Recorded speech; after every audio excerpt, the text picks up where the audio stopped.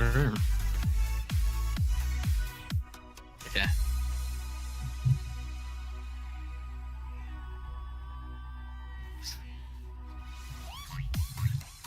you going to introduce us? Oh, sorry. Bloody hell. I'll let you do it. I'll throw you under the bus. Yeah, thanks. Thank you very much. Okay, so hello and welcome to this Uni Club's stream of, I believe it's a Division 1 comp between, if I remember correctly, Best Coach Yuna and Summer Rumbles. Sorry, my apologies, ladies and gentlemen. And I cut down the other team's name. This is a great start, isn't it? Look, we'll just refer. I don't know. I'll refer to them as their uni names. Why not? We've got I think Western Sydney University and University of Queensland playing today. Yeah, I think that's probably the best way to call them. Not a lot of confusion there. Yeah, so these guys are Division 1, which is the best of the best. We've got, I don't know, many people. We're off to a great start, aren't we? Okay. Yeah, very good start. Let's just start off with the chance select. Let's just look at some of the early bans here. So we do see an early ban from blue side of Zoe, which is one that you would expect. Yeah, I mean, I don't know. We haven't seen too much in terms of preseason or like Season 8 competitive play. So, we don't have too much to go off, but we do definitely know that a lot of people have been very vocal about Zoe not being a very fun champion to play against. So no surprises there. We see Ornn, people still valuing that pretty highly. I think he's not as good as he was, but he did used to be pretty oppressive not too long ago. So another expected ban. Yeah, and looks like just like that, the bans are done pretty much here. We've done only way on Mr. Jazza. And so let's just talk about the team comp here. So let's start off with top lane. Flora in to Camille. Who do you think's got the best of that? I think I'd probably say maybe Fiora is probably a bit better at the moment, just in terms of like the head-to-head sort of strength. I'd probably give it to Fiora, I reckon. I mean, really both champions sort of got the short straw in terms of preseason changes with keystones and the like. So, but yeah, I don't know. I think Riot have done a bit to bring it back, but I will have to see. I don't know. I'm not too familiar with top lane. That's my weakest point.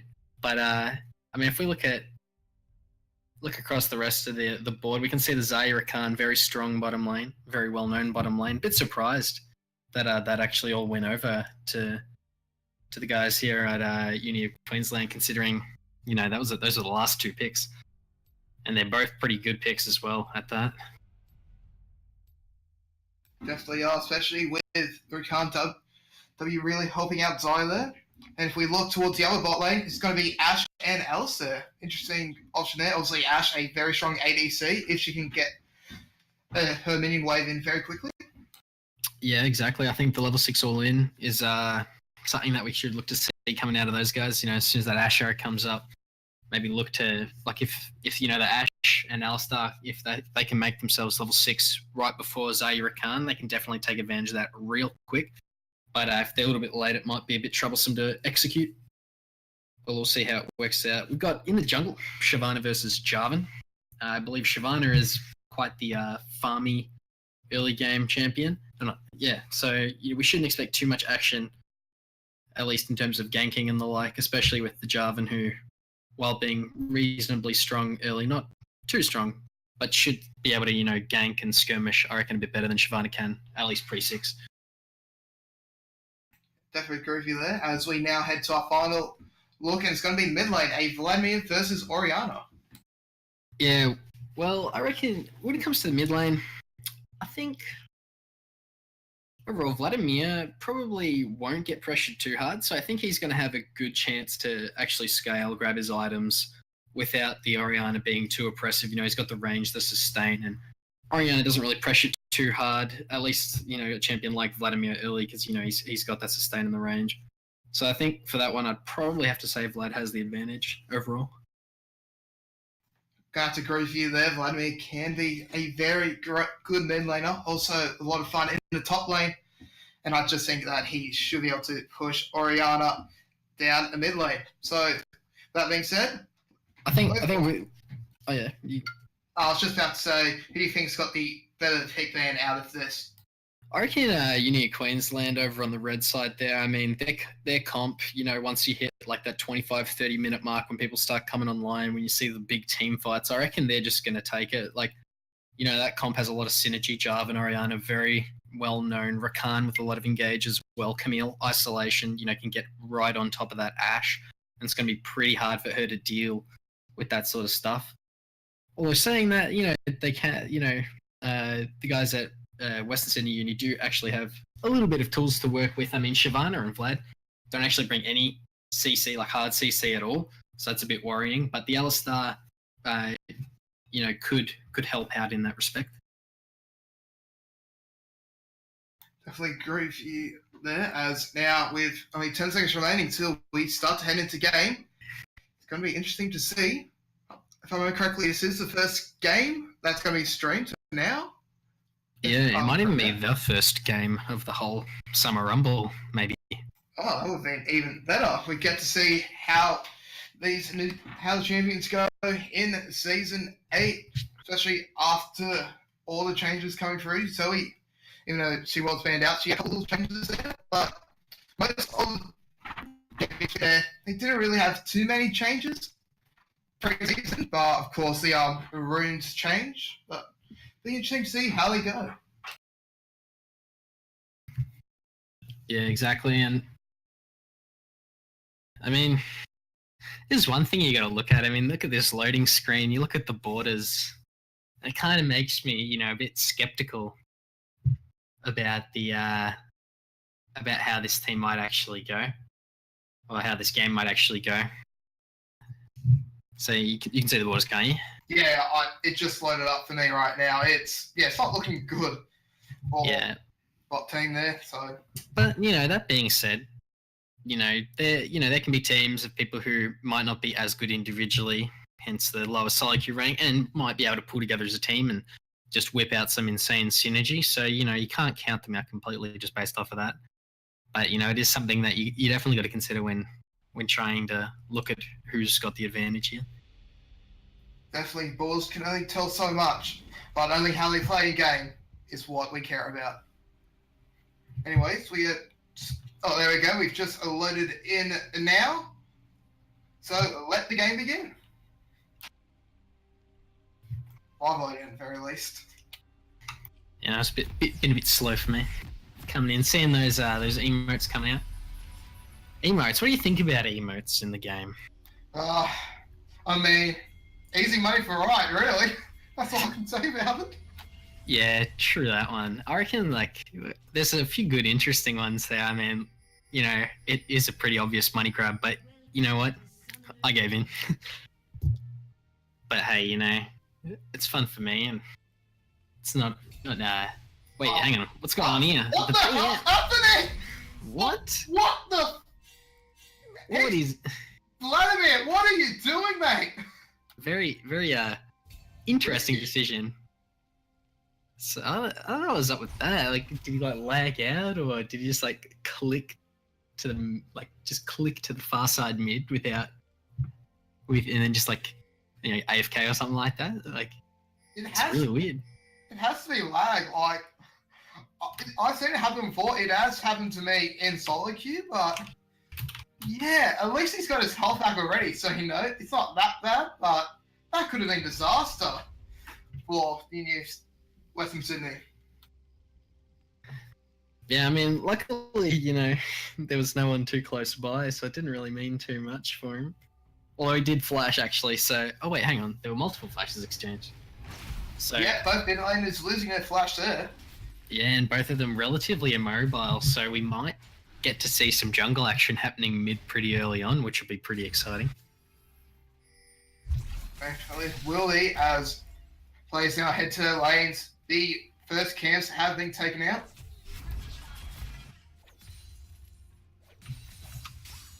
Let's just see what's happening here in the lanes. We do see in the top lane, quite even so far. As well, just look at the jungle. Shyvana is playing quite close to the lane for now. Probably just a camp ahead at the moment. Yeah, I mean, Shyvana's got insane early game clear, so that's not too surprising. But what we might want to look at is where this Shyvana goes once she finishes her blue buff. Possibly go in for an invade. I'd like to see that. It'd definitely make things very fun to watch, but only time will tell. Definitely, as that blue buff is now gone, starting to track towards the top lane here. Yeah, we can see Shyvana using that blast cone, going over the edge, very sneaky. Sneaky indeed, but it looks like she will fall out. Doesn't want to peek just yet. See bottom lane, just farming, trading, Alistair being a bit cheeky, pushing up forward, trying to maintain some lane presence against this Zaire Khan duo. Now, we did talk about Zaire Khan. Oh, never mind. I'll talk about that a bit later here as there's a bit of action in top lane. The kill does want to be... Well, it's the Kendall, sorry. Does want to try and get the kill, but just can't connect it as of yet. But with the poke coming out, let's just talk about Zaire Khan. As we said before, we were talking about it in the early game as Mr. Jazza just survives. We know it can be a very strong composition, but the question is, does it have a chance against this Ashe and Alistair? I mean, it's definitely, looking like, Ashe, Alistair, these guys definitely looking like they're getting the advantage in this lane here. Definitely are, as both Zai and Ricard taking down to quite low health, but they want to try and find the kill though. They're just trying. Alistair on about 150 points health now, but it looks like players will survive for now. Yeah, there's a lot of summoners being expended there. And there's the first blood. Okay then, I just don't know what happened there. I'm pretty sure, yeah, Zai flashed in and, yep, there goes first blood. Yeah, I mean, it's very, very messy down in that bottom lane there. A lot of summoners being used. In fact, all 8 summoners just gone from that bottom lane now. So we should hopefully see some jungle presence down there, at least a few minutes later on. Whether it's from I probably expect it from the Jarvan, who, can definitely gank a lot better earlier than Shyvana can. And that might make for an interesting snowball opportunity down in the bottom lane, I reckon. Definitely could for Unique Queensland here, as Shyvana will finish off her first round of clears. And well, it's been a pretty hectic early game to start off with. Vladimir almost dying within the first 30 seconds, and then what just happened down in bot? As all those birds could have just destroyed Shyvana there. Yeah, but luckily aggro's dropped just in time. Or we can see Alistair coming in. Does come in, will mock up the Oriana. Oriana in a lot of trouble as the flash will come in, and that will be a kill for the Vladimir. That's a very nice roam from the Alistair there. He's understood that his lane is pretty far behind, so he takes the really nice opportunity there to just come mid, get another lane rolling, offsetting the setback that they had down in bot. Definitely having a strong mid lane will help out a lot here as, this is not looking good for Ashe. Just gets ganked out. No support there, and she'll fall for a second time this game. Yeah, so we can really see the immobility of Ashe coming in big time here. Like both Flash and Heal, both expended there. Alistair goes up for the roam Jarvan, taking perfect advantage of that situation and just securing another kill for his team.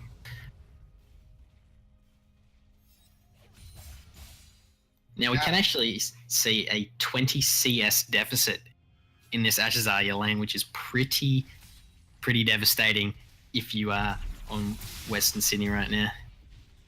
And I mean, at this point, it's probably looking pretty dire for these guys.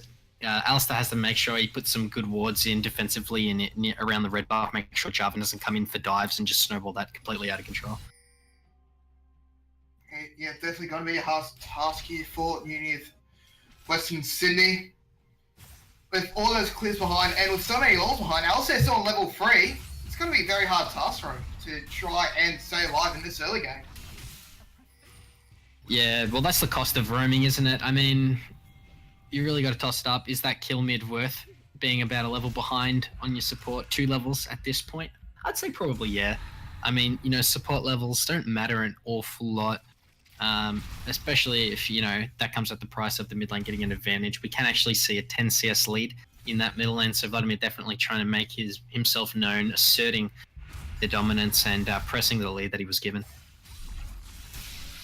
Definitely, Mark. We do also see Oriana being quite aggressive as Jarvan will be able to take the first dragon.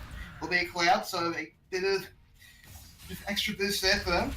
Yeah, this is Uni of Queensland really taking advantage of that bottom lane lead that they have, just giving them complete control over the dragon, especially, with the Ashe being alone and Alistar being, towards the mid side of the map. And it really just means that you can't coordinate too well, at least to stop the dragon attempt. So pretty good. But luckily for Uni of Western Sydney, it was only a Cloud Drake, so it's not super, game changing, but still a nice little buff that I'm sure Uni of Queensland will appreciate. Definitely will, as now we do see a bit of reset coming in here. Elsa is actually invading the jungle, but we'll only be able to get a bit of vision there onto Jarvan, who will be able to recall the base. Yeah, so we can see that Jarvan actually took his second blue buff, and that's going to mean quite a bit to this this Oriana here, who, right now, very low mana, behind in lane. It's really not going to do her very well. And I mean, it doesn't really matter for Vladimir that Shyvana took it because they're both manaless champions. So, really that's just another obstacle in the path of this Oriana. So you can see bottom lane, it's just playing out as normal. I mean, the CS lead 30 now in favor of the Xayah. And here comes a gank, but it doesn't pull off, unfortunately, for Western Sydney. They really needed that gank as their bot being pushed in heavily now, as you were saying. Yeah, well, luckily they blew Camille's flash, so that's still, something they can take away. However, it did mean Shyvana ultimate, but really in the grand scheme of things, I think a flash is definitely worth the ultimate, especially out of Shyvana, who, doesn't have an awfully long cooldown on that spell. You can see Ash just going for that vision, seeing the Rakan in that bush there, preventing him from pulling a sneaky play there. And so if we look across the board, we can definitely see top lane looks pretty even at the moment, I'd say. They're both at about similar levels of gold. So, nothing really big happening there. We can see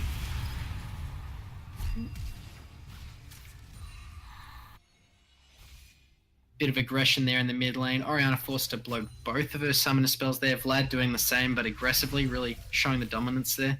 Yep. And he almost got ganked out as well, just able to get out in time before Jarvan could connect anything onto him. I mean, there goes the TP for Fiora. She tried to go into help back up this Vlad here, but in the end, ends up cancelling it. But that still means that the TP is going to be down for a considerable amount of time. Definitely, as this blue side will be able to fall back under Tyrant. They are just being pushed right away back. They can't really push out of the range of their Tyrant, and Uni Queensland are punishing them for every move they do. Yeah, exactly. But I mean, I really think the bright spot for Western Sydney Uni here is definitely this mid lane. Like we can see, this CS lead's almost 20 at this point. Vladimir going to become an absolute team fight beast. So he's really where Western Sydney Uni should be looking to expend their resources and press that little lead that they have at that part of the map. And as we do see, we're actually seeing a bit of action towards bot lane now. Vladimir will move back to lane, but it is currently 3 players in, but looks like junglers will head back to their jungles to continue out the clear. Yeah, I mean, this Jarvan, he knows what's up. Shyvana, they know what's up. They know that bot lane is going to be the deciding factor in this game. They know that if, Uni Queensland can get their bottom lane rolling super hard, it's going to be incredibly difficult for Western Sydney Uni to come in. They both know it. They're both, doing their best to make it work in their favour. And I guess because the junglers don't have too much of a difference between them, they both scare each other off and don't want to risk too hard. Now, just look at what the next Drake will be. It will be an Infernal Drake. That is going to be critical for both teams here, because if Queensland gets it, they'll be pretty much being able to push in that bot lane even further, maybe even find a couple more kills. But if West City gets it, it might be the foundation for a possible comeback. Yeah, potentially. I mean, the advantages that the Drakes give you, especially Infernal Drake, doesn't mean an awful lot. until, you know, the late game. You know, the percentage numbers are reasonably small, and it just gets, you know, amplified the later the game goes, the bigger the base numbers are. So, you know, there is that option there if Uni of Western Sydney can actually successfully stall this game out. And I mean, on a champion like Vladimir, you definitely want to be upping your damage a lot more. You can get those big team plays and just deal heaps of damage across the entire team all at once with his AoE. And Vladimir, he's going to be trying to get the kill here. He will be able to find the Oriana, and now it's going to be 1v1 between him and Jarvan. Jarvan does almost have the number here as the Ashe ultimate won't be able to connect. Syndra, she's hungry for the kill. Can she get it? She'll be just able to connect. And now it's going to be the top lane in front. Uni of Queensland coming in. She's going to go unstoppable, but there's no chance against the Vladimir. A free for nothing there for Uni of Western Sydney. Great stuff there as they look to take this first turret. I mean, Western Sydney Uni here, they're doing exactly what they need to do. Like, they know that bot lane's not in the best position. They know that Xayah Rakan are just dominating them, so they're taking advantage of everywhere else on the map. Oh my god, what a shot there from Xayah. Stunning two of the Uni of Western Sydney players. Rakan will finish off of Vladimir as Syndra as well will fall. Probably that was close. It was a bit overzealous there of Western Sydney trying to go for that entire first tower, especially when you see the big powerhouse of Queensland Uni coming through their bottom lane. And it really just, you know, offsets the advantage that they got for themselves. You know, the play before really good, but they sort of just, you know, threw away like this. And beautiful there from Fiona as she wants to find a Rakan as well. This fight continues to occur here. But she's going to be forced to fall back. She's starting to get critically low. And it looks like no one will die in this engagement. Yeah, Xayah, very big powerhouse right now, just coming in, dealing out a ton of damage, already has that Essence Reaver, which is pretty ridiculous for this point in the game. I mean, really no one else on the map has an item comparable to that already, possibly the Proto Belt from Vladimir here, but, you know, overall, you know, Xayah definitely looked like the strongest champion on the map at the current moment. Fiora making a lot of good plays there, though, coming in. You know, sort of setting herself up to be the dominant top laner of this match. You know, it's been relatively even for most of this game between the Camille and the Fiora. Well, this could be a bad team for 1v1, for Fiona here.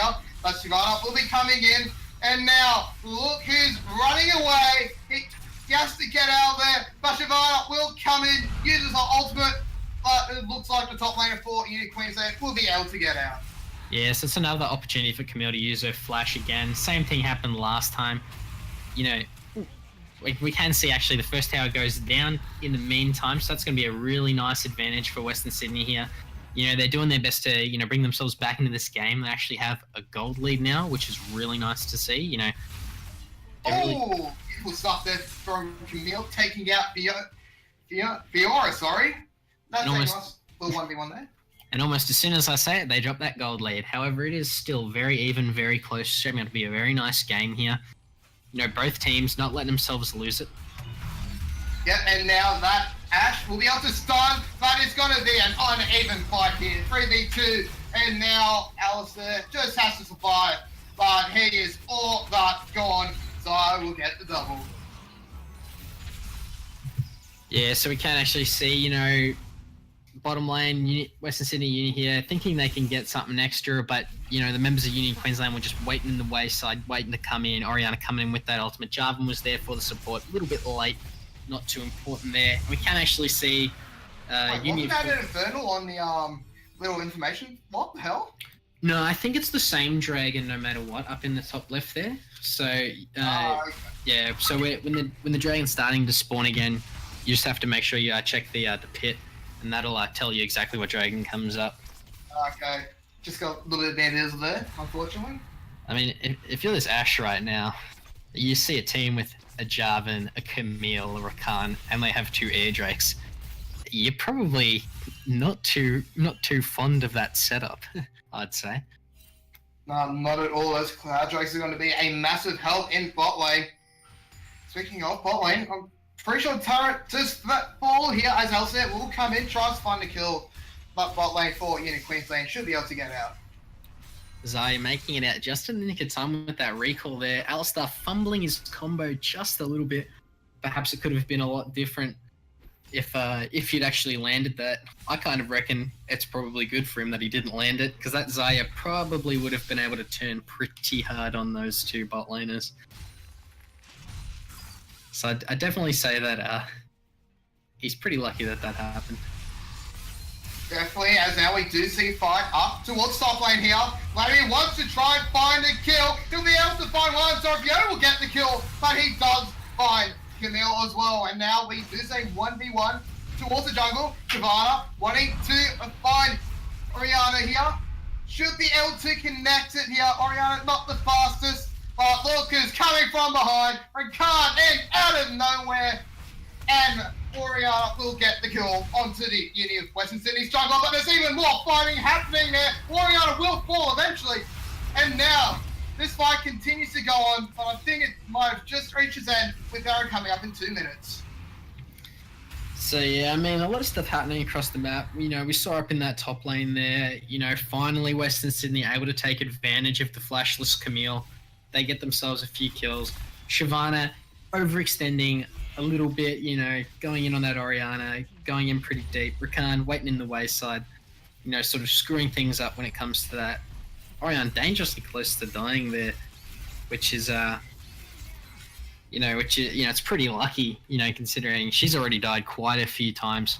And, you know, I think, the more you die, obviously the less invested you become in your team's ability to win.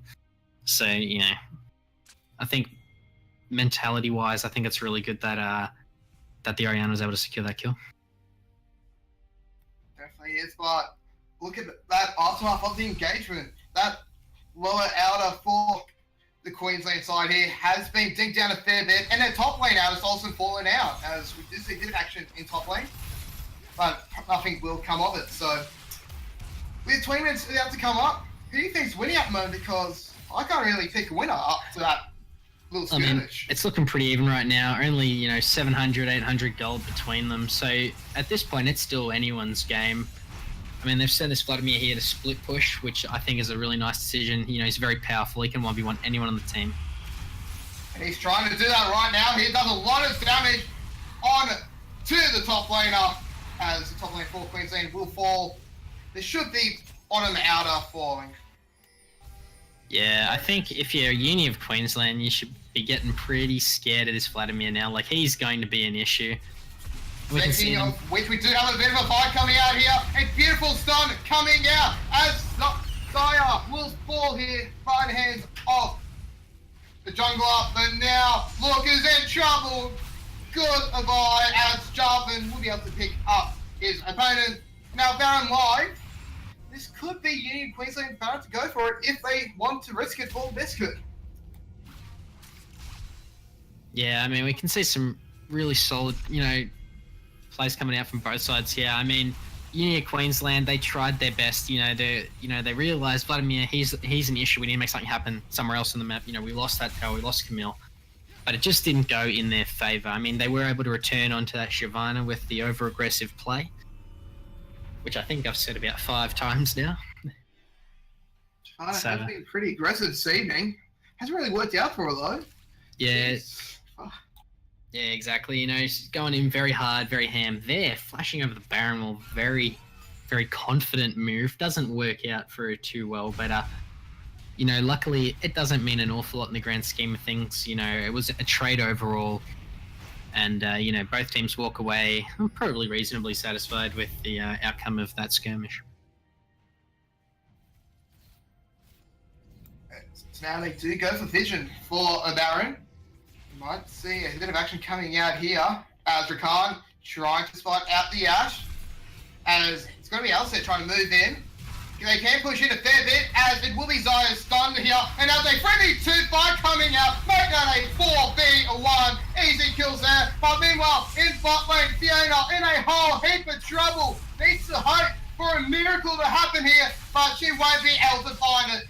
As top laner for Uni Queensland will get the kill. But look what's happening here. Baron fight could be occurring any moment. Yeah, Western Sydney rushing down this Baron. They saw the Jarvan down bot along with the Camille. They thought, this is a perfect opportunity. They threw Orianna into the pit. take it down. And this looks like Western Sydney is just going to get a free Baron out of this one. So great reply play coming out of that squad. Beautiful reply play coming out here as the Uni Queensland will spawn with the Ocean Drake, so that's going to give them extra health and mana regain, something they would really love, especially going in towards mid-game. I mean, it's really sad to see, you know, for Uni Queensland here, they've had this dragon control the whole game, and they've really just received really a short straw. I mean, the only thing that could be worse would be like another Cloud Drake. Ocean Drake, yeah, it's still pretty reasonable in like siege scenarios, but I mean, I don't think at this point they're going to be, you know, mounting any sieges. So, you know, it's a bit of a wasted opportunity or a little bit of unlucky RNG for these guys. Definitely is. They probably would have wanted a mountain or even better, an Infernal Drake, but fortunately they couldn't get it. And now they've just been outplayed so far. They could have, only 10 minutes ago, they were looking so well positioned. Only mid lane was there one fault here, as speaking of mid lane, Vladimir does get the kill onto Oriana. Meanwhile, top lane, there should be the Camille falling, and now is he going for the 1v3? He gets the one, he gets another kill, he tries for another one. Can he get it though, as the turret could be a critical factor, as these Uni Queensland players are falling left, right and centre. Jarvan trying to survive, but it's going to be Elsa coming in, just memeing him as this this mid lane is gonna fall hard. And Uni Queensland here just falling apart. Like, you know, we can see. I think they're pushing to win as well here.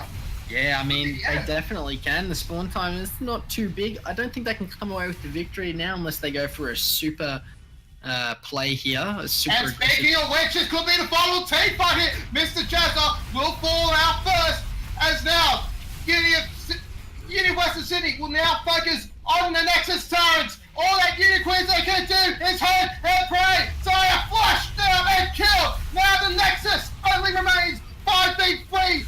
Uni Queensland needs a miracle, but that miracle will not be coming, as it will be University of Western Sydney winning this game in 24 minutes and 23 seconds.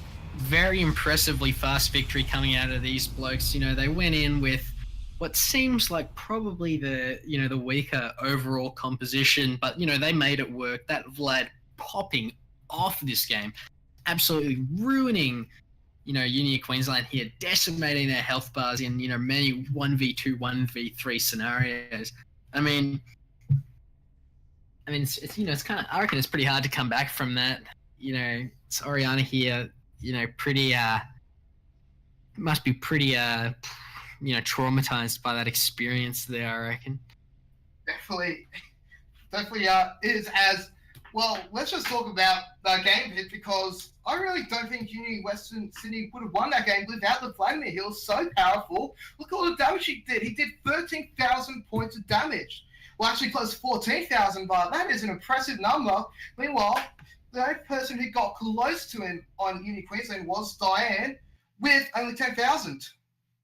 Yeah, I mean, the Vladimir, he was just instrumental in the victory here for Western Sydney. It's just unbelievable, like, seeing someone take over a game at this level. I mean, really, if you're Uni Queensland here, what you do, you look at this game, you say, okay, Vladimir, that was an issue. We should probably look to ban that one. Maybe take the Ornn ban off. I think they did. Yeah, Ornn was one of their first bans. Yeah, I reckon maybe replace that one with the Vladimir. Like, I don't think Ornn is, you know, overly strong these days. I mean, he might be. I might be a little out of touch, but you know, definitely I think they can make room there for a Vladimir ban and just, you know, try and go the same way they did before, because, you know, Camille kept up with Fiora pretty well. Bot lane got an advantage, which is, you know, really nice to see. And I mean, if you can basically play the game almost the same, but instead of having that Vladimir, you know, on the enemy team, you have something that the mid laner can handle. I think Uni Queensland have a pretty good shot at tying up the series. Yeah, definitely. Uni Queensland, they were in control for a fair while, but unfortunately for them, around the 20-minute mark, that's when everything started going in Western Sydney's way. So now I think we're going to be going to a break, possibly. just waiting on confirmation of that. But until we do, let's just talk about a couple of young. Okay, so it looks like it's just been told that we will be going to a break soon. So I think we might just throw to it now. So stick around because we've got more Summer Rumble coming up shortly.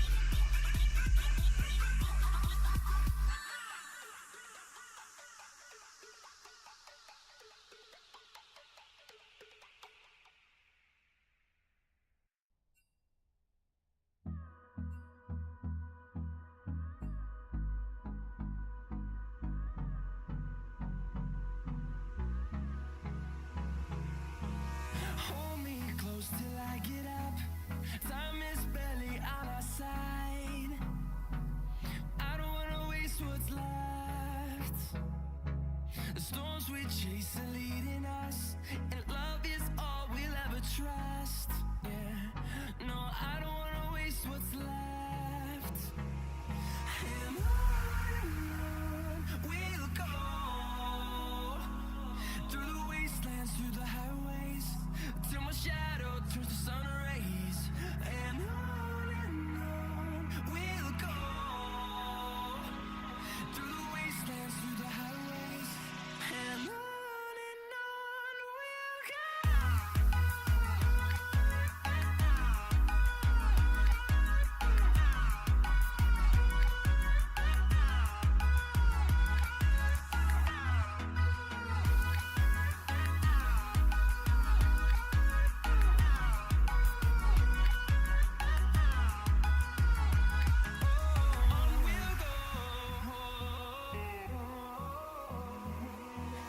Finding life along the way, melodies we haven't played. No, I don't want no rest. Echoing around these walls, fighting to create a song. I don't wanna miss a beat. And on we'll go, through the wastelands, through the highways, till my shadow turns to sun rays. And on we'll go, through the wastelands, through the highways, and on we'll go.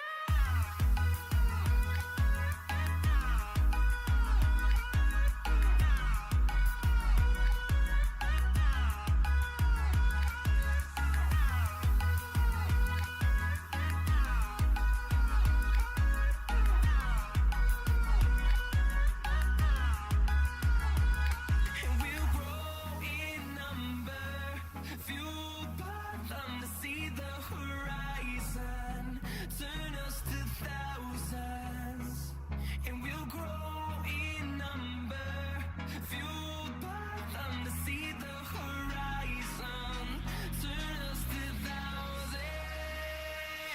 And on we'll go, through the wastelands, through the highways, till my shadow turns to sun rays.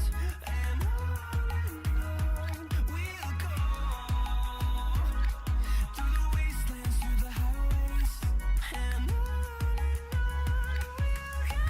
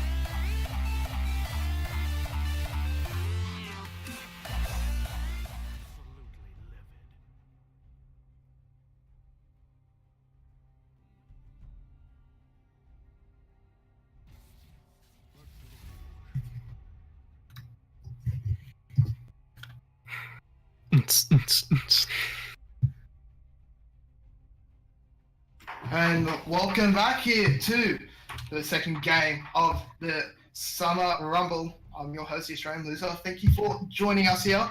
Do join us for the second pick then. And joining me is my well-able co-caster, Arcane Retro. How you going, mate? After that, what was a pretty odd first game. Yeah, I mean, you know, it looked pretty good for the boys at Uni of Queensland, but, you know, then absolutely stellar performance coming out from the mid laner on Vladimir over at Western Sydney, and we can actually see first ban Vladimir. Expected, pretty much. No surprises there. Yeah. He completely rolled over that game. Yeah, And- and Shimon as well, gone as well. We can also point out Rakant's being banned as well. Yeah, so it looks like they're just trying to remove all of the champs that Western Sydney played last game. Obviously, not having a good experience against them, but I don't really think the Shyvana is that necessary of a ban, to be honest. Yeah, and also Rakant did well with Union Queensland playing with Desire, but that could be because it was a bit of a trade. So Mr. Jaja has been subbed out. Coming in is Arebra heading into sport as we do see the first picks coming through. I mean, I do hope we don't see a Moo come in, but, you know, we don't know what could happen.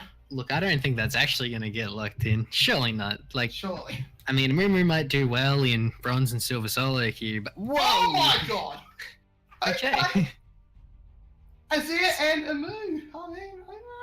I mean, I like the Azir pick. As an avid Azir fan myself, I'm always a bit happy when I can see my man in yellow dominating the Rift, and hopefully he doesn't get too difficult of a matchup, and we can see some exciting stand back and stab you plays.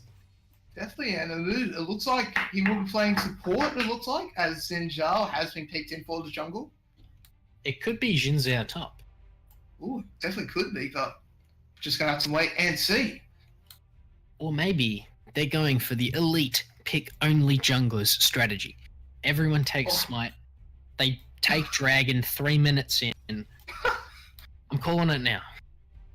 Well, you think they'll get the spellbook out as well, get what could be very important summon changes, but if that happens, but we all hope to God it doesn't happen. That would just be an utter meme of a game. Yeah, we can see. I mean, this first pick phase coming to a close reasonably soon. Zai picked up again. I mean, really no surprises there. That was basically their brightest spot in the previous game. So pretty understandable that they want to try and secure that one again. And look, it could be picked in last. This could be Zoe. She was one of the first bans in the last game, but no, it looks like they might be going Tristana. Just gonna have to wait and see. And there goes in Tristana. So, question is, will someone ban Zoe? I feel like that's kind of a taunt coming out of the Western Sydney boys. You know, they're like, hey, check it out. We get the opportunity to pick it first. What, ban it? You know, it's kind of just reminding them that it is still there. And I mean, it effectively gives Western Sydney, or at least not gives them, but it takes away a ban from a Uni of Queensland here, if they do decide to go through and ban that champion. And so you did get a little bit of a rework as Fiora's also being taken out. That was top laner for Uni Western Sydney the last time around. Look, man, it's no fun when you just ban the entire enemy team's previous team comp. Yeah. I mean, like, is it really that bad? Like, surely some of it's a known factor. Like, you know what you're getting with that Fiora top lane. Like, you know what you're getting with the Shyvana. I mean, I can understand the other two.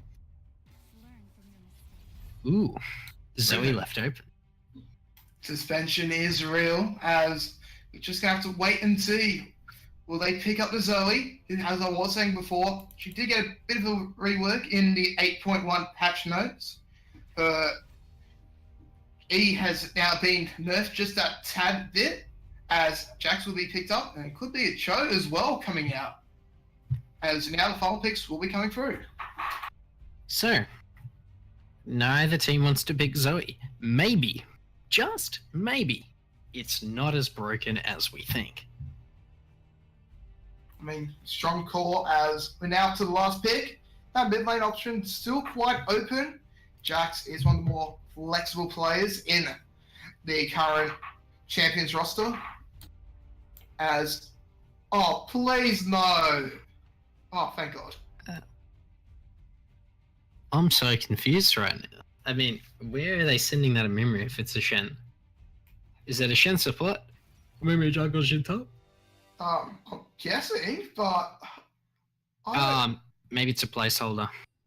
yeah, could have been. Well, someone did leave, so it looks like I'm sure they'll. Gotta scroll all the way down. yeah. I just see ours, but yeah, if that was the pick band we will be seeing, how do you think it will? How do you think it will go? I mean, a couple of interesting options then. Maybe the Amumu is a placeholder for Zoe. I can see that.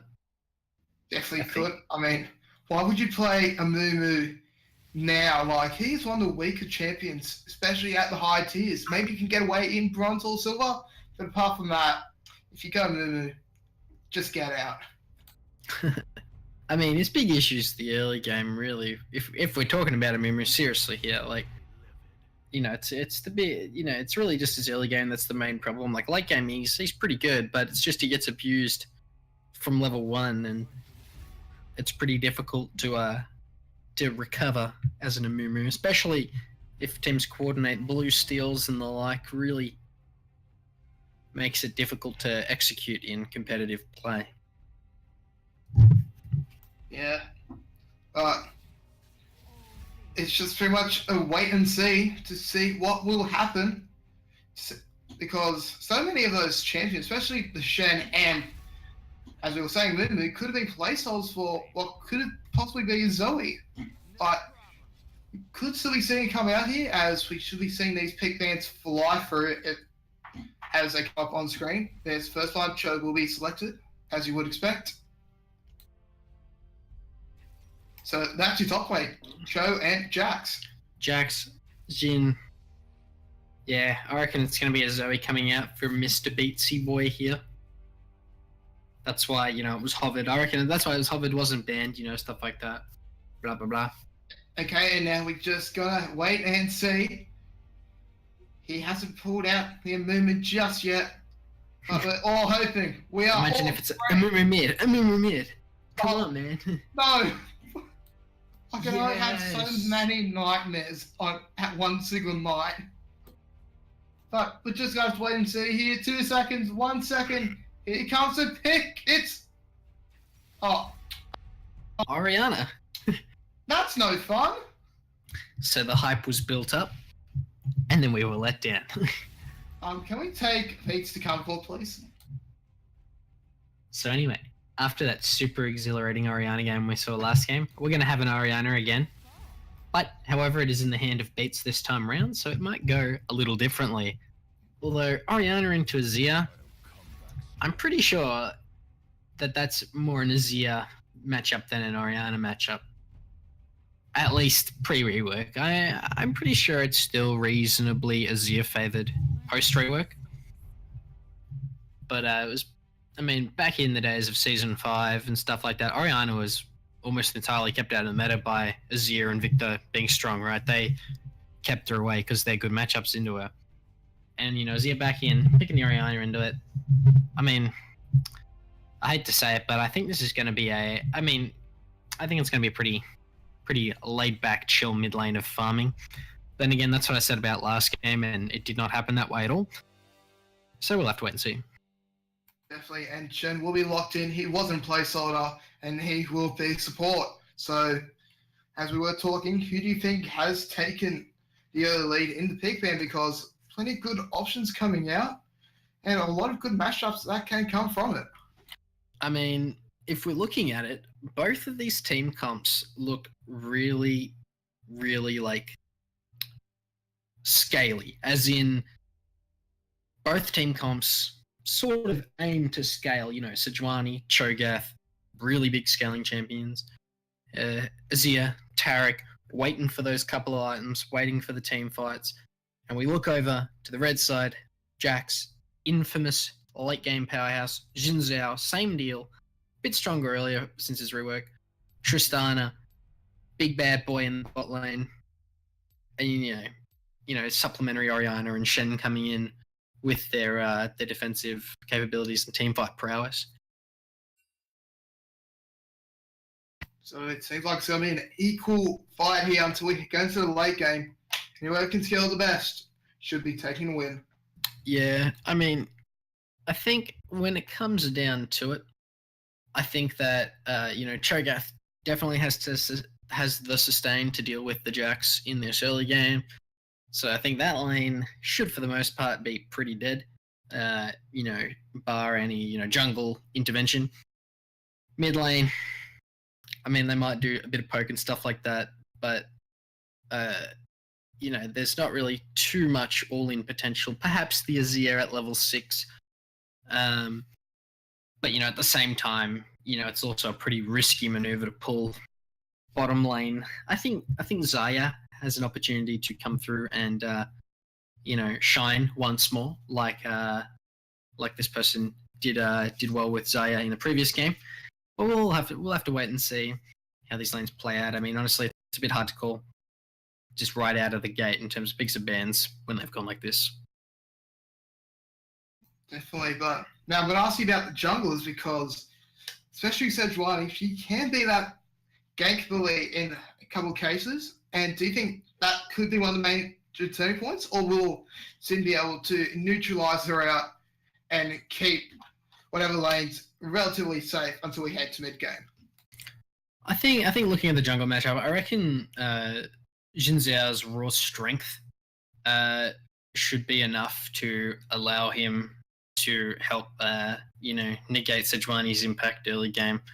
I think just because of the champion state right now that he probably has the upper hand in the early game. Sejuani still pretty decent, but definitely a jungler that really does well by farming to 6. Not as reliant as other champions, but still one of those champions that leans more towards the early game farm style of play. And sorry, go ahead. Nah, you go, man. Nah, you go, mate. I was just trying to fill. Come on, man. You go. Yeah. I mean, I was just going to talk about how important Xayah could possibly be because Diane was the probably one of the better players for Uni Queensland last game. Just a tick under 10,000 damage still. And he was a pretty good bully in the early game, getting a lot of early control from the Uni Queensland before that play minimark came and went horribly in their favour. So you'll be hoping for Uni Queensland's sake that he continues to carry as the ADC.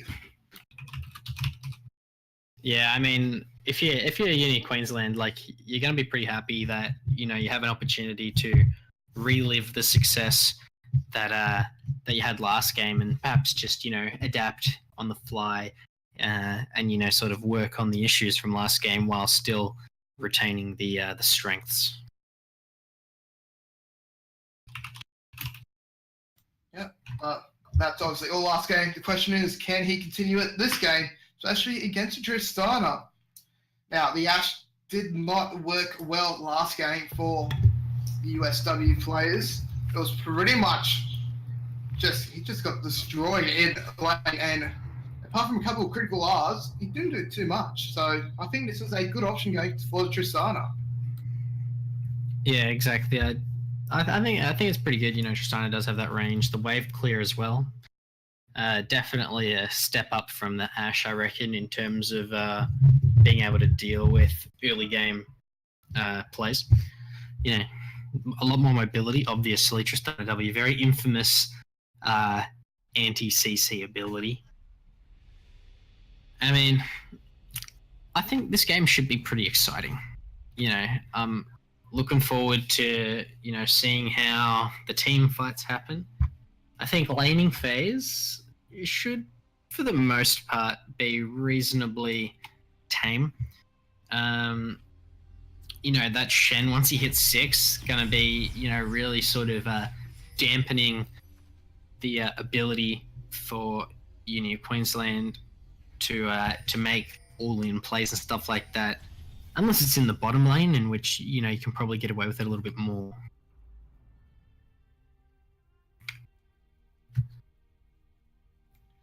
So as the game now begins, it's going to be interesting to see how these teams will go. Western Sydney having the 1 game advantage as they look to end this series right here, right now. So you can see possibly an early game made up here. Both teams stacking bushes right now. Well, at the very least, we're not going to see Vladimir just run into mid lane turret for no reason at all. So that's a good start for the game, I suppose. I mean, I think that Vladimir, I think that play was really just this like 300 IQ 4-dimensional backgammon, just like coming in, you know, making himself appear to be, you know, a little bit silly, a little bit stupid, but then he, you know, comes out, busts out the big plays, and then just takes over. So the jig is up now, so he doesn't have to try and deceive the enemy again. But that 300 IQ play could have easily crashed out to a negative 100 play if he didn't get out of time. But anyways, as I was saying, that's in the past, and now we're into a second game of this series. So yeah, you know, no early game jungle shenanigans here. Standard starts for both junglers. Actually, scratch that. Wolf start for Jin Zhao. That's not a standard start. Not I wonder what at he's all. I wonder what he's going to be doing with that. Should be interesting to see his path. We can see him heading towards his blue buff. Did he even finish off the wolf camp? No, I think he didn't do it. Can't really see at the moment, but I think it's still on the screen for me, so I think he didn't finish off the wolf, which, interesting. Yeah, so he left the small wolf, which is really intriguing. So, you know, I don't know what next gen strategy. Oh, maybe it's an early bot lane play. He takes the first 2. He gets some experience, some levels. Oh, so he actually got level 3 and just sits in the bottom side of the map. But is he going to do anything with it? Because for the moment it looks like he's just, you know, finishing a blue side clear. Yeah, he's heading towards top lane, so we all thought it was going to be 300 IQ plays. And in fact, it's just your regular 163 IQ play. Feels bad, man. Hey man, 163 IQ is still pretty impressive. So we'll dial it back a bit. Maybe a 120 IQ play, we'll say. You know, nothing too crazy, but, you know, a little bit better than usual. That does mean, I mean, depending on how fast he can get up there, I mean, he's going to be a bit slow to get up to the top lane. But some good warding coming out from Western Sydney here, able to spot out that Sejuani last cone play. So the Sejuani backs off. Doesn't really do anything with it.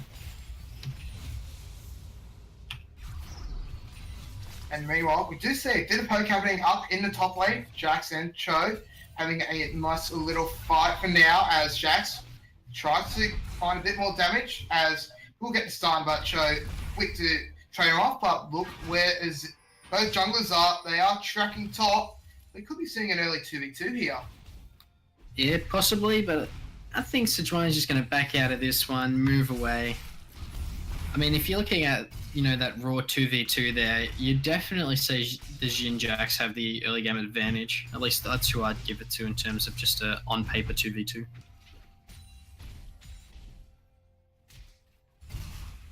I have to agree with you there. The damage that Xin and Jax comes out early, especially compared to a Cho and a Sejuani. It doesn't look good for the top jungle at all here, but speaking of which, look who's coming down. It will be bot lane regrouping up here as Tristana tries to find a bit of damage. We'll come out worse where though, out of that little poke engage. Yeah, you know, just 2v2, classic trading. Not too much happening throughout the map. We can see, you know, in the mid lane here, a bit of an advantage cropping up here. Orianna asserting that early game dominance that the Orianna has in this matchup against Azir. The Orianna passive does a lot of damage in the early game. And then here comes the game. It's not looking good for Cho as Jax will get first blood. Yeah, I mean, Cho staying up there perhaps just a little bit too longer. Not enough vision down to spot out Jin Zhao's descent on his lane. And really just, you know, comes out, getting set behind. And if there's one thing you don't want as a Cho'Gath, it's to get set behind.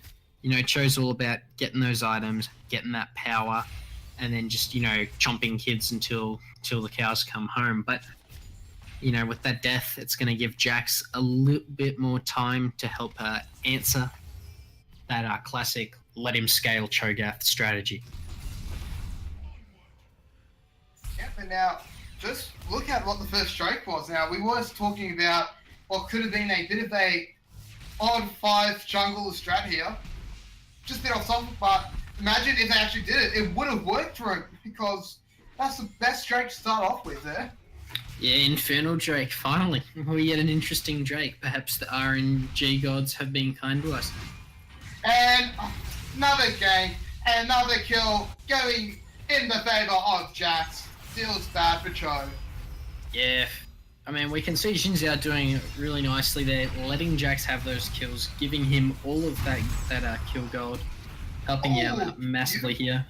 That was a beautiful route there, but Zaya almost falls from it here, so just able to get out. And just interesting to point out, it was Sejuani, he was able, Dr. Hoax was able to do a bit of minion clear here as we now see a 3v2 fight here. Sejuani comes in, but will not be able to save the ADC for... Oh, sorry, won't be able to save Zaya as I just had a mental blank. Feels bad, man. Yeah, we can see Jerbs McGee here on this Tristana does not want to let what happened to him last game happen again. He's saying, look, I'm coming here. I'm asserting my dominance. I'm not letting you get ahead of me again. I am the better ADC. And, even with the Sejuani coming in to try and swing that into the favour of Queensland Uni here, still Western Sydney here, coming out on top of that 2v3. Definitely, but it could have been so much different if Sejuani was able to get there maybe 5 or even 3 seconds earlier. Maybe would have got the kill onto the Tristana as look who's coming back up to top. Xin Zhao trying to find another kill as it's going to be won't be it feels bad for Cho as he barely survives that. But that could have been another gank. I mean, you say it's not a feels bad, but I mean, the guy, Mr. Mentals here, I'm Mental, sorry. He is not having a fun game. I doubt this is very enjoyable for him. Jinxiao just sitting in his lane, setting up that tent, hunting some wild deer, looking for Bigfoot, and he's catching them almost every time. Pretty much. Yeah, last time though, but he did leave Bigfoot severely wounded as now. It's going to be Zaya trying to just take the life of Shen, but Shen will be able to get out for now. Yeah, so we can really see sort of, Western Sydney sort of asserting their dominance a little bit here, taking those aggressive positions. We can see red buff side of the map down the bottom there is the southern jungle is just completely watered up. Shen placing down his wards. It's lit up like a Christmas tree. Like, it might be, almost halfway through January, but, these guys still think it's Christmas. So it's pretty crazy. But, yeah, definitely going to make sure Sejuani does not have much agency when looking bot side. Well, even looking top side for that matter, Sejuani been pretty quiet so far as Western Sydney will be trying for the red buff here. Should be able to get it unless some magical plays come out from Tarek and Azir. We could be seeing a fight though straight after which both teams are starting to group up as Drake will fall. And this could almost be a fight, but it looks like nothing will occur with it. So it's a Drake over to Western Sydney. They are deciding that they're going to be the ones taking the Dragons this game. I think that's just, an inherent red side advantage is that you have that easier access to the dragon. Yeah, man, this could be a bit of a fight here. Nice little route there from Zaya, but can't connect anything afterwards. It could go for the tower dive though. They do have a fairly big minion way to deal with, but with Zen coming in, they should be looking to go passive as we get a pause. I mean, right before we're about to see some cheeky action go on in this bottom lane here, we just have a pause come in. I mean, that's just like... It's unfortunate timing. Yeah, exactly. You know, we thought, you know, we're going to get some good stuff. We're going to get some bot lane plays. You know, especially since Sejuani not too far away from the action as well, looking at the minimap here. You know, a lot of possibilities for some fun plays. Both AD carries relatively even in terms of items. We can actually see Xayah has the completed Berserker's Greaves, which should give her a mild advantage in the head-to-head. But, you know, obviously there's a third person there, and that's a big difference. So, you know, Western Sydney here, I think would have an advantage if a fight were to break out. Definitely, they do have the one. Actually, is that 2.2k advantage here in gold? It's going to be very critical for them.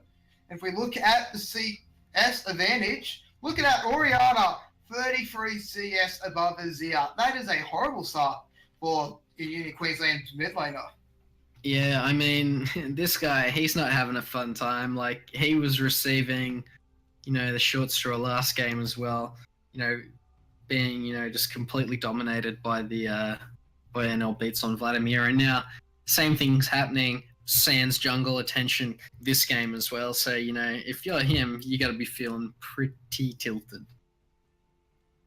Definitely. And that's Paul still going. I'm just going to ask, I want to ask you, what do you think that Uni Queensland, what do they have to do to win? Because they're losing top lane, they're losing bot lane. It is sort of equal in. They're losing mid lane, but their bot lane is a bit equal as it will be the bot lane for the Queenslanders falling back. I mean, you know, if we look at the gold, there's a 2,500 advantage in favour of these boys here. It's looking pretty dire. I think the closest lane is definitely the bottom lane, so they should try and look to snowball that. Speaking of which, feels bad for Tarek. Easy death there as the 1v3 fight easily in the favour of Uni Western Sydney, and now Xayah in a whole heap of trouble. Yeah, exactly. You know, Western Sydney, they know that bottom lane is the only thing, you know, currently standing between them and a smooth game, and they just, you know, make the plays needed to, you know, eliminate that obstacle. I'm actually surprised that they didn't try to go for kill Xayah, but I just want to play it safely here and make sure that she doesn't pull off some ridiculous play.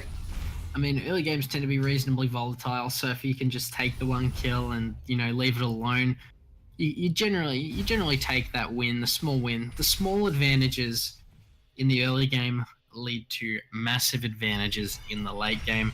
So you always want to just, you know, make sure you take the small bits. You don't want to risk too much. Like, they're sitting pretty comfy right now. They know it.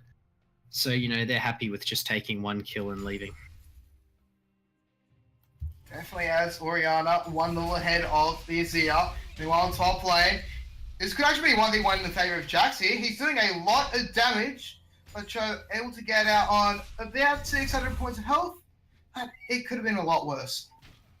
Yeah, definitely. I mean, Cho'Gath at this point, you know, he's trying to spec as much armor as he can, but until he gets those Merc Treads, things are going to be pretty difficult. We can actually see potentially a skirmish breaking out in this top lane. And yet there it comes. It's going to be Cho quite low, but he has to go in and help his jungle. And Sejuani falls quite easily to Jax. And with that, another death in the top lane. 5 kills to nothing in the favour of the boys from Western Sydney. You know, if you're Uni of Queensland right now, you might be thinking, like, far out, man. You know, these guys have got us by the twig and berries right now. Like, there's not a lot we can do. They won the first game, you know. That's a big thing in these best of threes, is who wins the first game and the fashion in which it's won in. Yeah, speaking of which, there is a stun as Jax does get turned in top lane, but nothing will come of it, unfortunately, for the boys in Queensland. Yeah, they're trying to keep themselves in it. It's not working out too well. Speaking of which, it looks like Orianna just gets a kill. A little bit of a taunt there as well. Feels bad for the Azir. Yeah, you know, this Azir, man, you know, he's just not allowed to play League of Legends, is he, tonight? He's stuck playing Dota. Yeah, you know, it's just brutal, honestly.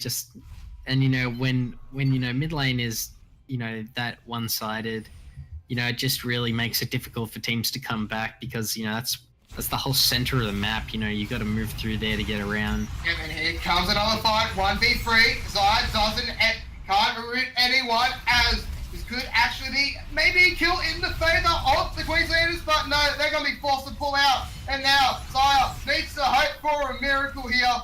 1v4 now coming in. Will be able to find the first kill for the Queenslanders, but now we might be seeing a team fight coming out here.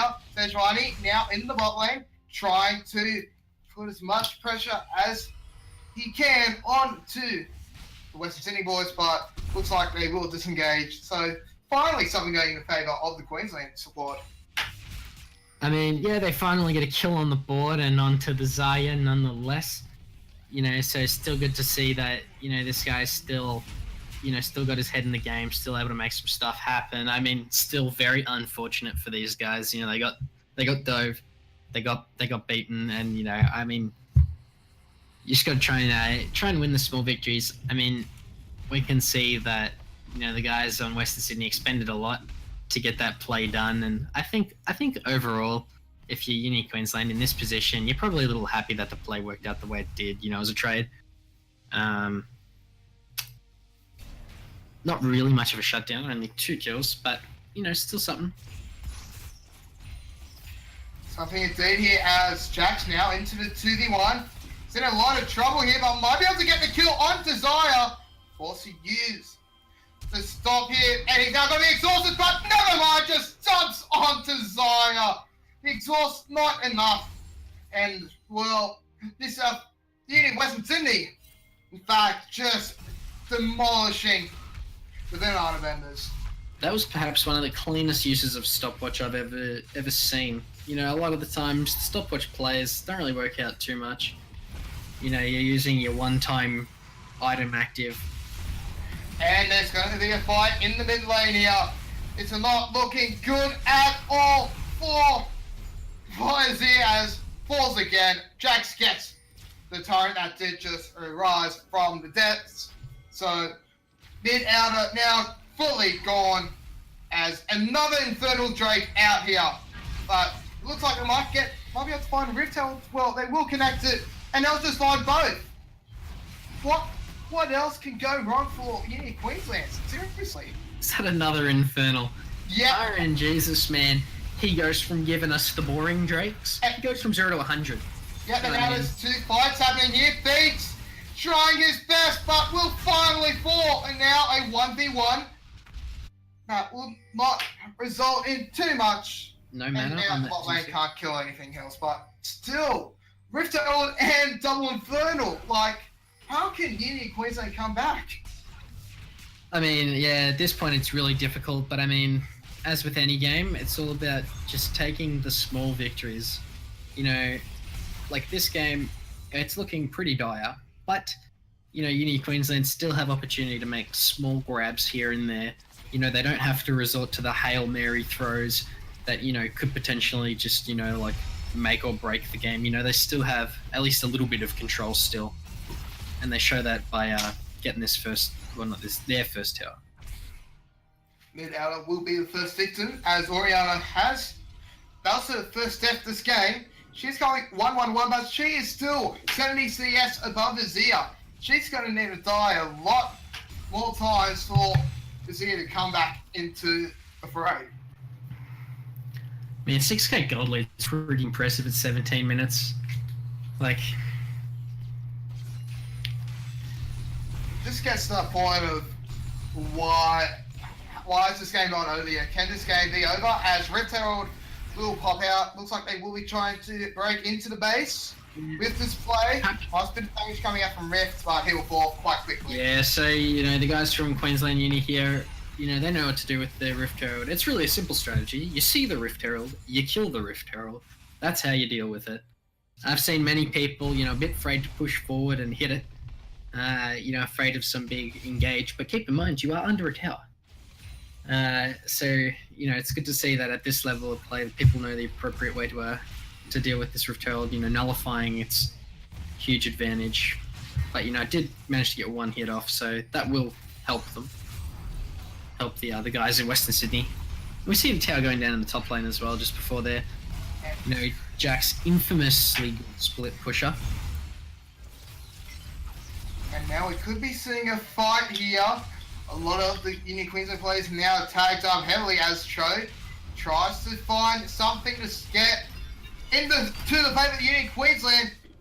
Might be able to find the death of the Shen, but Shen will be able to find Azir. And now the kills all in the favour of the boys from New South Wales. 3 kills in the favour, make that 4.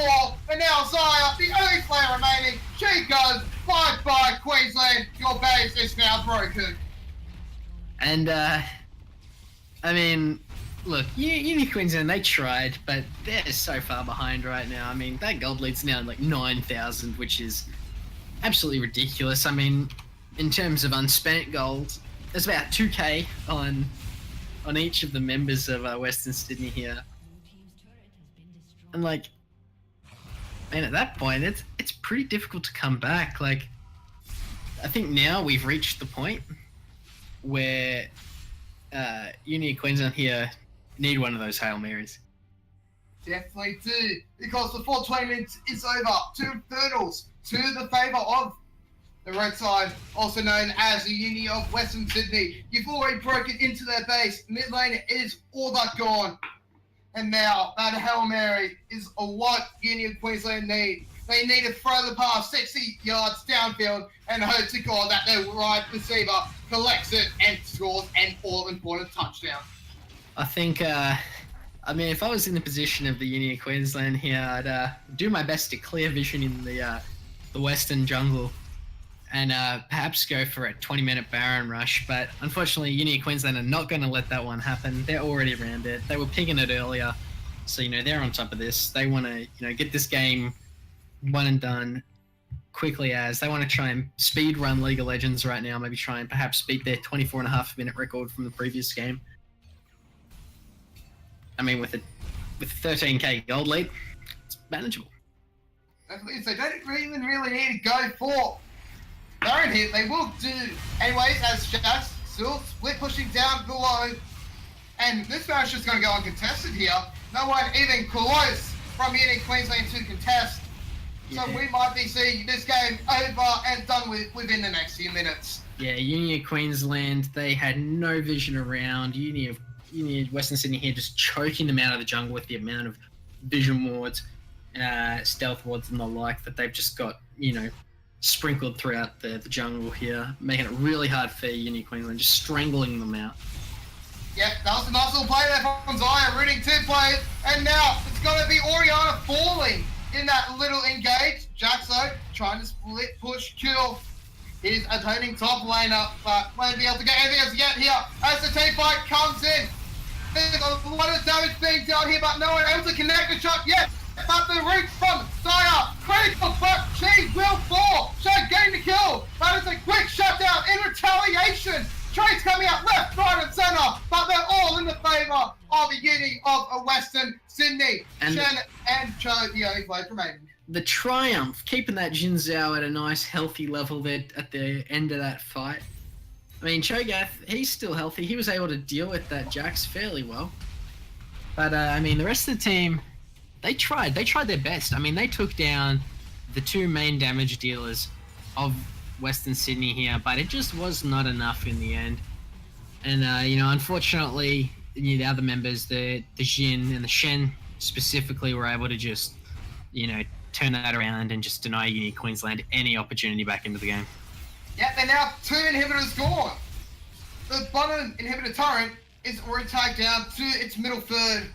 I think it's time to call GG's in chat. I do not see a possibility where Queensland win this unless something unbelievable happens. And I just don't see it happening tonight. Well, never say never. You know, we can't lose faith in our underdogs. If there's anything that we as a community can rally behind, it's underdogs. Let's just think for a minute from their point of view. What can they do? I mean, really, they just have to go all in. They have to hope it works out. Speaking of which, this could be the final team fight of the game here. It's going to be Shen falling out of the server, and now 5v4 in the favour of the Queenslanders. Yeah, that's something they need. Picks. That's a way back in. Always is. Always will be. That gives them a little bit more time. Perhaps, with the Shen on a 20-second spawn timer and being, this far pushed in. His ultimate is down as well as Stand United not going to be available on the spawn. It's going to take a few more seconds. If Union Queensland can capitalise on this, then they might be able to secure a winning team fight with a player advantage and perhaps keep themselves in the game for a few more minutes. Definitely could, but Union of Western Sydney, they're just laying their time here. They know that they still have a couple of advantages here, most of them being the Baron buff minions, which can cause a lot of damage, and the game's frozen. You want to take over? I mean, look, my game's not frozen, so, we can see, the guys from Queensland just defending off those Baron minions as best they can. Azir really struggles against Baron minions when he uses his soldiers, and, his auto attacks normally aren't very good. Those frontline minions very resistant to magic damage. So it makes him really difficult. It's really just on the Zaya here, and Zaya's got the Shiv specifically for that wave clear. We can actually see a fight breaking out. And here comes what could be the final team fight here. It's gonna be Zin getting the first kill, but trades are coming out here. All in the favour of Union of Western Sydney though. This is not good for the Queenslanders as Cho tries to survive, but he will fall. And now the Nexus Horns are starting to fall along with him. A kill finally in the favour of the Queenslanders. But I think it will not be enough. Desire just trying to end the life of Desire. Nexus is gonna fall. GG as Union of Western Sydney will win this in 25 minutes and take the series 2-0. Very quick series coming out here from the boys from the University of Western Sydney. Definitely displaying that they are going to be a top team. And especially with this group format, there aren't many teams in it. Every win counts. We've got 5 teams. And, they're one win closer to making it out. I believe it's top 2 to get out of this one. They're doing their best. They're coming in strong. They're coming in hot. And they're saying, we are one of the best teams. And it's very respectable. Very nice. I liked what they showed today. Very dominant performance. Definitely. And as we now look at post-game stats, we do see the damage was a bit more equal for the side of Union of Western Sydney. 12,000 of max damage coming out from Jax, but except for Shen, who was, of course, a support, everyone just around 11,500 or higher. So it was a pretty equal team game, especially with Jax and Azen doing a lot. Well, Oriana did die a couple of times, but apart from that, everyone else had a pretty good time. Yeah, and I mean, that game was just a clear-cut victory. Very decisive, very strong. But hopefully the boys at Union Queensland can actually bounce back from this one in their next few games. Perhaps pick up a win against, some of the other teams. Perhaps ones with, maybe less experience. I don't know how experienced these guys are, at least in playing as the team. But, all the best to those blokes. And Western Sydney definitely looking like they could possibly be a strong contender, especially with such an insanely dominant performance. Definitely. They do look the tops to go and get out of the Summer Rumble here. Still looking at a few other little critical points of facts. Let's just look at CS for a minute, because let's just compare the mid lane. Because we do see that the Azir, he only got 152 CS. Meanwhile, look at the Oriana, 238. Only 14 behind from having a 100 CS lead. Now, that is horrible if you're on that losing side.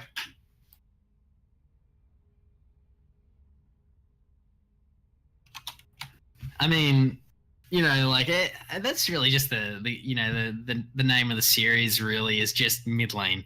We had in the first game, we had with a little bit of jungle help here and there, we had, NL beats on Vladimir just coming in, crushing multiple 1v2, 1v3, and especially 1v1 skirmishes. And then in this game, similar thing happened without the jungle. And I mean, when that happens, that's when you know that a game is going to be pretty one-sided. Definitely all lanes in that game, all in the favour of the boys from Western Sydney. Now, just one more thing to point out. Once again, if we do look at the losing side, once again, Diane, the highest damage dealer on 10,000 points of health, but everyone else pretty much on 7,500. They really didn't do too much. I mean, you can sort of understand Jax into Cho. You would pick Jax about 8 out of 10 times. That is just fact. And then if you look at everyone else, you can sort of see that Uni of Western Sydney, with hindsight, did get better pick than. Yeah, exactly. And I mean, I think that's all we have to say for this game. Just looking at the post game anyway. And thanks to everyone for joining us this evening. Once again, I'm Arcade Retro, and with me here tonight is it Australian Loser? Is that right? Yes, it is. Yes, that's the one. Good, I got it right. And we'll see you all another time.